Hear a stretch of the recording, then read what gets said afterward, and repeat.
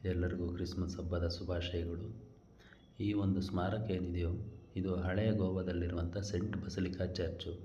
ಪೋರ್ಚುಗೀಸರು ಭಾರತಕ್ಕೆ ಬಂದ ಸಂದರ್ಭಗಳಲ್ಲಿ ನಿರ್ಮಾಣ ಮಾಡಿದಂಥ ಹಲವು ಸ್ಮಾರಕಗಳು ಅಥವಾ ಕಟ್ಟಡಗಳಲ್ಲಿ ಇದು ಪ್ರಮುಖವಾದಂಥ ಒಂದು ಚರ್ಚ್ ಆಗಿರೋದ್ರಿಂದ ಇದರ ಒಂದು ನೈಪುಣ್ಯತೆ ಏನಪ್ಪ ಅಂತಂದರೆ ಆ ಪೋರ್ಚುಗೀಸರ ಒಂದು ಶೈಲಿಯ ವಾಸ್ತುಶಿಲ್ಪವನ್ನು ನಾವು ನೋಡಬಹುದಾಗಿದೆ. ಅಂದರೆ ಆಗಿನ ಕಾಲಘಟ್ಟದಲ್ಲಿ 14-15ನೇ ಶತಮಾನದಲ್ಲಿ ನಿರ್ಮಾಣವಾದಂಥ ಈ ಒಂದು ಚರ್ಚು ಇಂದಿಗೂ ಸಹ ಹಾಗೇ ಇರುವಂಥದ್ದಕ್ಕೆ ಮೂಲ ಕಾರಣ ಏನಪ್ಪ ಅಂದರೆ ಈ ಒಂದು ಚರ್ಚನ್ನು ವಿಶ್ವ ಪಾರಂಪರಿಕ ಪಟ್ಟಿಗೆ ಸೇರ್ಪಡೆ ಮಾಡಲಾಗಿದೆ. ಆ ವಿಶ್ವ ಪಾರಂಪರಿಕ ಪಟ್ಟಿಗೆ ಸೇರ್ಪಡೆ ಮಾಡಿದರ ಉದ್ದೇಶ ಏನಪ್ಪ ಅಂತಂದರೆ ಇದರ ಒಂದು ಸಂರಕ್ಷಣೆ ಮಾಡುವಂಥದ್ದಾಗಿರುತ್ತದೆ.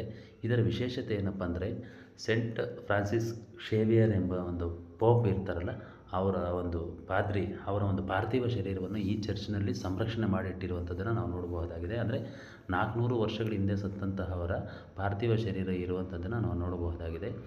ಜೊತೆಗೆ ಪ್ರತಿ 10 ವರ್ಷಗಳಿಗೊಮ್ಮೆ ಆ ಒಂದು ಪಾರ್ಥಿವ ಶರೀರವನ್ನು ತೆಗೆದು ಜನರ ದರ್ಶನಕ್ಕೆ ಇಡ್ತಾ ಇರುವಂಥದ್ದನ್ನು ನೋಡ್ಬೋದು. ಅಂದರೆ ಯಾವುದೇ ರಾಸಾಯನಿಕಗಳನ್ನು ಬಳಕೆ ಮಾಡದೆ ಹಾಗೆ ಅವರ ಒಂದು ಈ ಪಾರ್ಥಿವ ಶರೀರವನ್ನು ಇಟ್ಟಿರುವಂಥದ್ದನ್ನು ನೋಡ್ಬೋದು.